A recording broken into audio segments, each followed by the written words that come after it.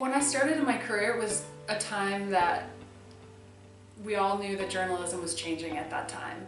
And we had this perception that maybe we were going to weather the storm, but likely we were going to weather the storm in these big conglomerates of where, you know, we're one of many editors, many reporters working for a faceless organization.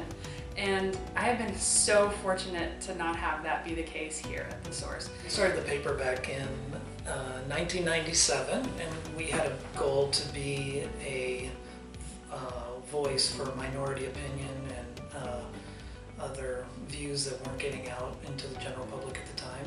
There still isn't a week that goes by that somebody doesn't come up to me wherever I am and talk to me about something that we covered, whether it's a band playing at Volcanic or it's a city councilor who we endorsed or didn't endorse for that matter. And you can't replicate that. There's so much going on in this community and in wider Central Oregon and Oregon in general that we just don't get to touch on because we simply don't have the time and the resources. We only have so many hours in the day and so many reporters. And so thinking about bringing on a membership program where we're going to put together a fund that we will be using to explore larger stories, those stories that we don't have the resources to touch right now, that's so exciting to me. There's so much more that we want to do, and there's such a growing need. This is, you know, as our community here in Central Oregon expands, this is not the time to have less coverage, it's the time to have more. The divisions in our nation are so wide and widening that it's concerning. But then I get to come into this building and I get to look at the local issues and I get to say, look, this is a piece of this giant pie that I can take on. Being the only person that does this locally is an amazing feeling because growing up, everyone was always like, you watch too many movies. And I'm like, just you wait. There's a woman that works at Strictly that watches just as many movies as I do and disagrees with absolutely every opinion I've ever had. And so it's so much fun going in there and just going back and forth about movies with her. And she's always like, okay, I'll look for your review this week, but I know I won't agree with it. And I'm like, that's great. Like, that's exactly what I want. You know, I want discussion.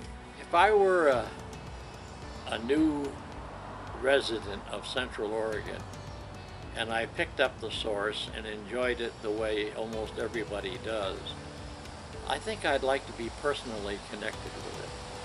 And the way that can be done is throw a couple of bucks in the bucket and say, here, use it the way you need to. The people who serve on the school board, the information they have about their student success, what's happening with their local Forest Service, the things that are happening with these civic organizations, those are the things that directly touch their lives, and increasingly you don't have the kind of coverage in journalism that you need. That phrase that we keep hearing is shrinking media landscape.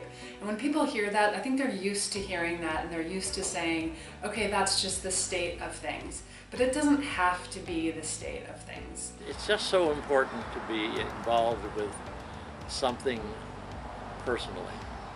And it is, and The Source is a family publication.